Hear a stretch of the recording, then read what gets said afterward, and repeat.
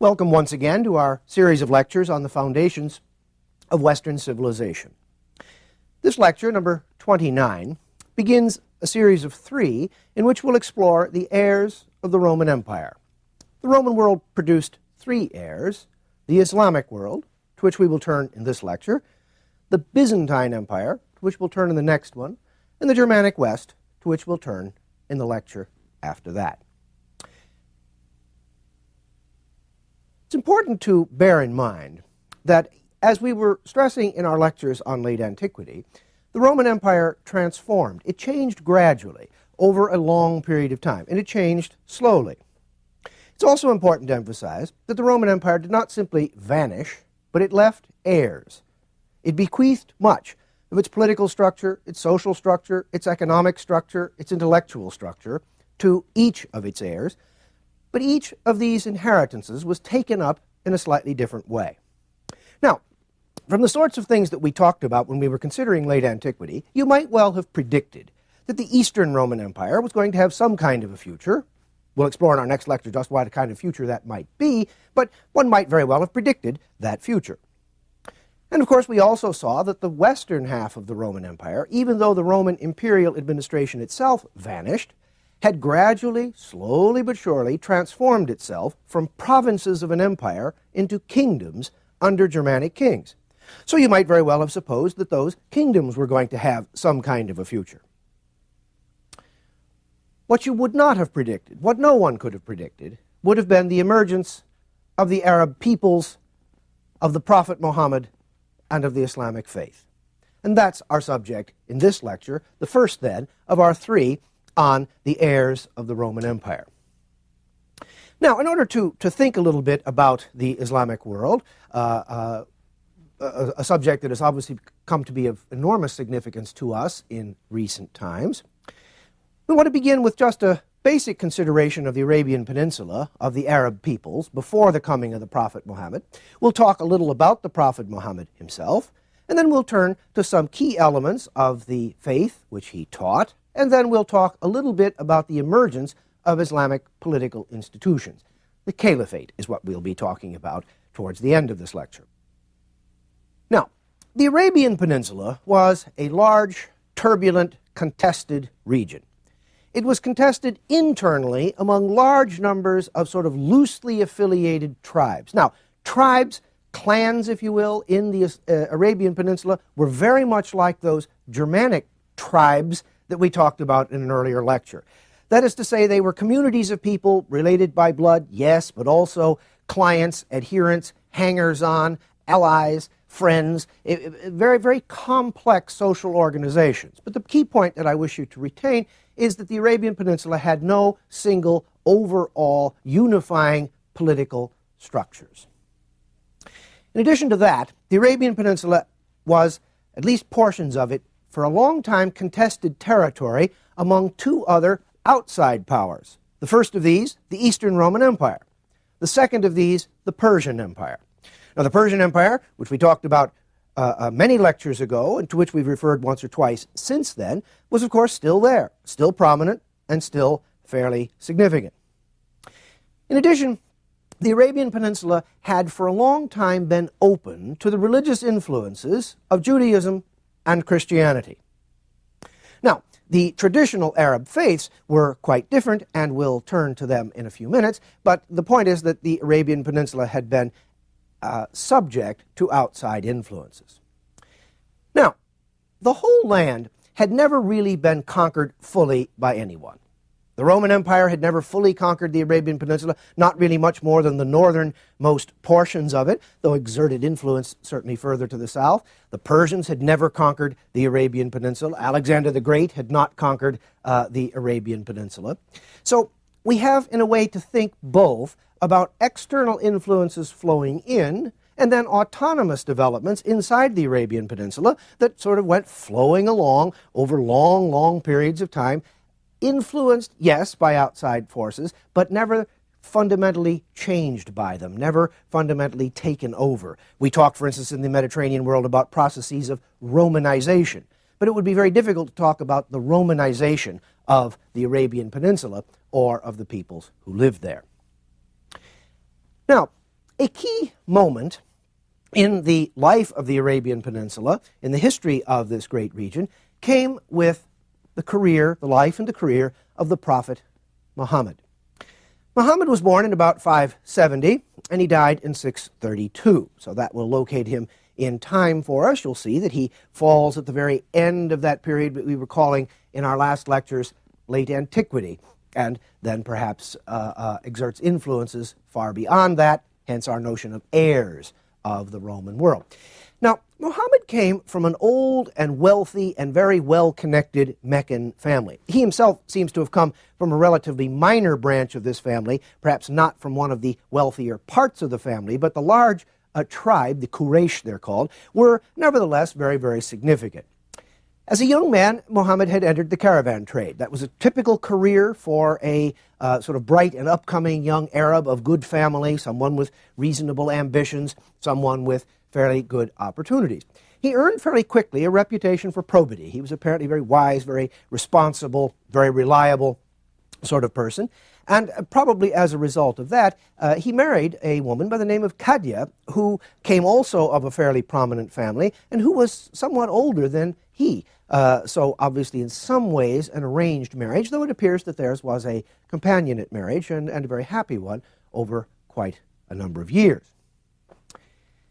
Muhammad was also a young man of exquisite spiritual sensibilities. From the time he was a young man, he began to retire to the hills and to the caves outside of the city of Mecca, and there he began to receive visitations from the angel Gabriel, who taught him about Allah, about God. On the basis of these revelations, Muhammad soon began preaching a new, monotheist, ethical, exclusive faith. We'll have a lot more to say in a few minutes about the contents of his teaching, about the contents of that faith. But he began to teach this new faith, first of all in Mecca, and not surprisingly, first of all among his family members, among those most closely associated with him. And he immediately began to encounter trouble. Now, he began to encounter trouble on several different fronts. His teachings were quite contrary, for example, to the traditional religions of the Arabian Peninsula. In the Arabian Peninsula, there were not only sort of vast political and social divisions, but religious divisions as well. The various Arab peoples followed a whole series of old, traditional, polytheist cults. They came together, in a way, these cults did, only in sort of acknowledging jointly a shrine at Mecca, a shrine called the Kaaba. It's a black meteorite stone that is enshrined inside a rather elaborate architectural structure, then in the center of the city, now inside the great mosque in Mecca, the great worship place for the Arabs in that city. Now, people from all over the Arabian Peninsula had long made pilgrimages to Mecca to come and visit the Kaaba. So, Muhammad's teachings, on the one hand, were quite different from, and perhaps threatening to, traditional Arab religion. On the other hand, Muhammad's teachings raised in the minds of the Meccan elite, at any rate, the specter of competition for their great cult center in the middle of the city, the Kaaba, and the possibility that if people were to embrace Muhammad's teachings, they would no longer come to Mecca, they would no longer come to the Kaaba. It would be cynical to say that they were utterly unconcerned about religious issues, but it would certainly be true to say that they thought that in certain respects Muhammad was bad for business. Now, facing grave problems in Mecca, gradually it was made very clear to him that he and his new teachings weren't welcome. Muhammad and a few of his followers departed for the city of Medina, not too far away actually in the Arabian Peninsula. He left Mecca for Medina in the year 622. Now, in the world that comes after Muhammad, in the Islamic world, this is remembered as the Hijrah, as the pilgrimage or the flight of the Prophet from Mecca to Medina. And it actually begins a new era. Indeed, in the Islamic world, dating is from the year of the Hijrah, from 622 until the present.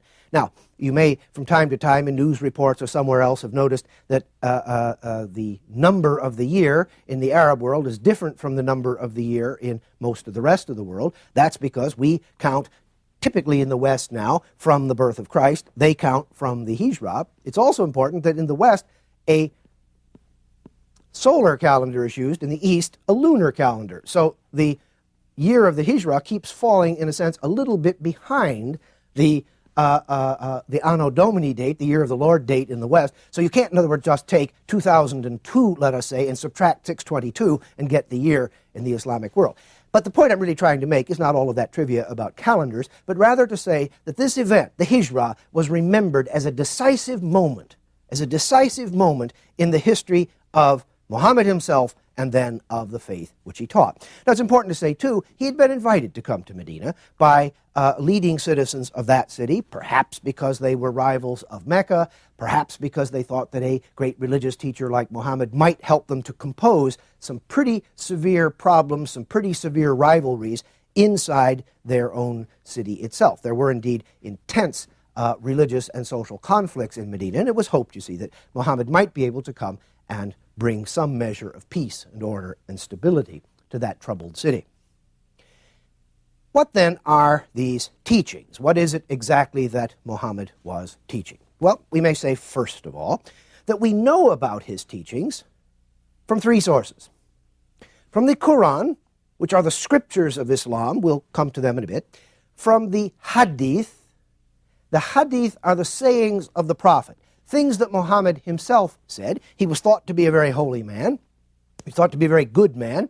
And so his followers collected his sayings. And these were collected in a body of material known as the Hadith. And these were also then not held on the same plane as the Quran among followers of Muhammad and Muhammad's teachings, but nevertheless thought to be very significant. And we have collections of these Hadiths. So for us as historians, they are another valuable source. Now, we may just briefly say that although all of the Hadith are attributed to Muhammad himself, these are his sayings, these are his wise teachings, we know that the collections of Hadith continued to evolve from the early 7th century well into the 9th.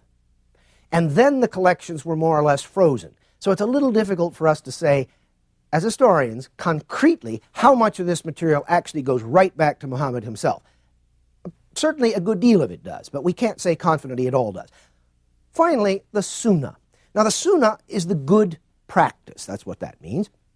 And basically, it was Muhammad's practice. In other words, how he lived his life, his basic customs, his basic habits, his basic routines, and so on, were also noted by his contemporaries, were taken down, and also then regarded as important, not as binding, but as important for members of the Islamic community.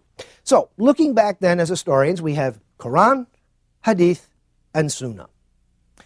Among these, in the Islamic world, and then for those of us who would wish to understand that world, incomparably the most significant is the Quran. Now, the first important thing to remember about the Quran is that it is a body of recitations. That is to say, Muhammad was commanded by the angel to recite the Word of God. The Word of God was given him, the Word of Allah was given him by the angel, and he gave it on to his followers. So, the point quite simply is that Muhammad is not the author of the Quran. Muhammad is not a person who sat down and wrote a book about his ideas about religion.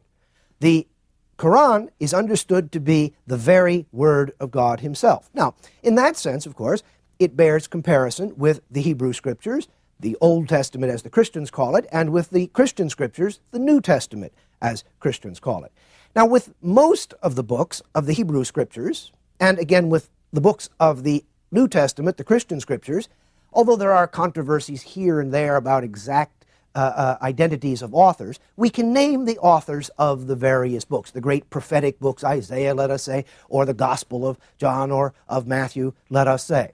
But in the Quran, you see, what we have is simply God's Word handed to us as it were straight. Muhammad merely transmits it to us.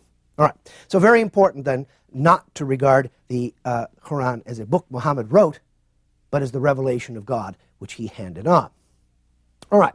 Now, as I stressed a moment ago, the Hadith are collections of Muhammad's own sayings outside the Quran, things that Muhammad said, sometimes indeed about the Quran, sometimes offering his views, his interpretations, and sometimes just other comments that he had about social or religious or political or other conditions. And then finally, just to repeat once more, the Sunnah the good practice, the fundamental customs of Muhammad himself.